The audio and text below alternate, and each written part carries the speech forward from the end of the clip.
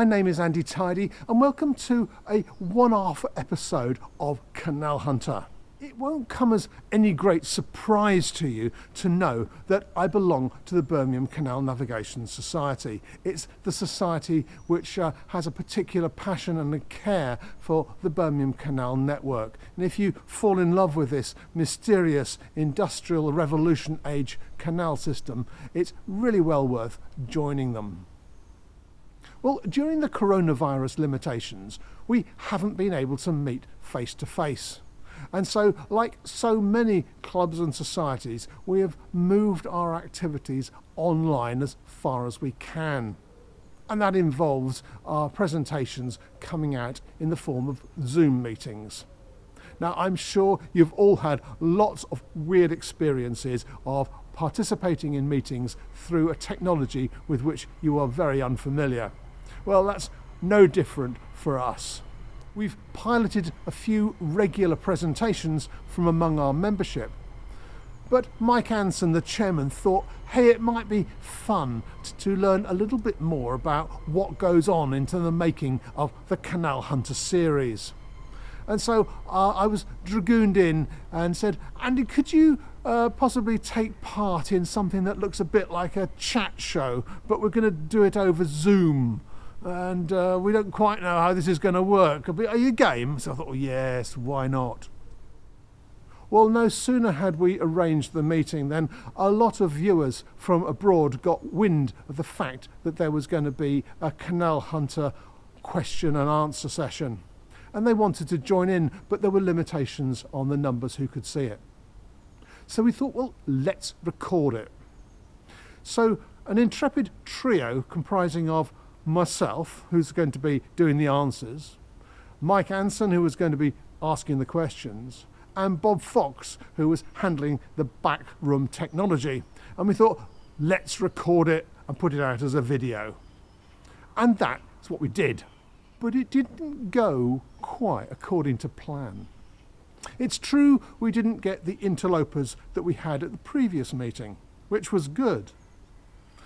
But we did have a few gremlins around the recording process. Notably, the recording didn't just pick up Mike and myself talking, it also picked up the myriad of faces of all of our audience, which don't all necessarily want to be shown on national YouTube. So we had a choice. We could abandon it and put it down to experience. Or, as Mike said, couldn't you weave your magic around it and do something with it so that we can still have the audio track and we can still include the bits which have got Mike and myself talking to each other? Can't you just be creative and do something? Well, the end result of what you got now is the something that I did. Well, the first and the last sections of this video not only included Mike and myself talking, but the cast of thousands who were listening in. And rather than cut those sections out, I have overlaid them with some updated photo stream material. And then we'll cut to our proper interview in the middle section. So, I hope you enjoy the end result. It is something of a montage or a collage, or maybe just a collision. But anyhow, lots of your questions about the making of Canal Hunter are answered. I hope you enjoy it, and I'll see you at the end. If you're new to the BCNS, then you can find out all about us on our website or our Facebook page or our Twitter page. So you can find all the information. And if you want to join and support our work, that would be really appreciated. Now, I'm delighted to welcome Andy Tidy, who's going to be speaking tonight. I think Andy is a well-known boater, BCN historian, jam manufacturer, I think, and he's also has an alter ego as the Canal Hunter. If you don't know about Canal Hunter, it's Andy's YouTube channel, where he explores lost parts of the BCN, and I think it's been a bit of a hit during lockdown. I know that people have been sort of binge watching the Canal Hunter video series during lockdown, so we do appreciate Andy's work on that. Anyway, I thought it would be we thought it'd be a good idea to get Andy to talk a bit more about the sort of background to Canal Hunter and how he goes about putting it all together. And rather than a straight presentation, it's going to be more in the, well, I hesitate to use the chat show, but effectively I'm going to interview Andy about the Canal Hunter endeavours, and hopefully that'll bring out the story behind it. I think that's all the intros, so let's get going. So Andy, welcome tonight. Thanks very much for joining us. I think to kick off, perhaps you could just ask, how did you get interested in the BCN in the first place? Okay, well, thank you very much for inviting me to come along tonight. It's lovely to see all your faces, having not seen them for 12 months. I know you're all smaller than a matchbox on my screen, but it's still really nice to see you all.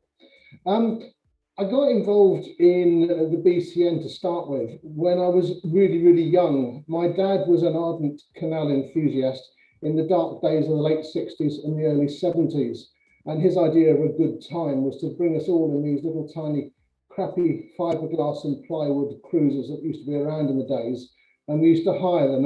And his mission was to see how far you could possibly go in a single week of hiring. And we did trips which, well, frankly, I'd take 3 weeks over these days. I seem to remember doing the Thames Ring in something like 10 days.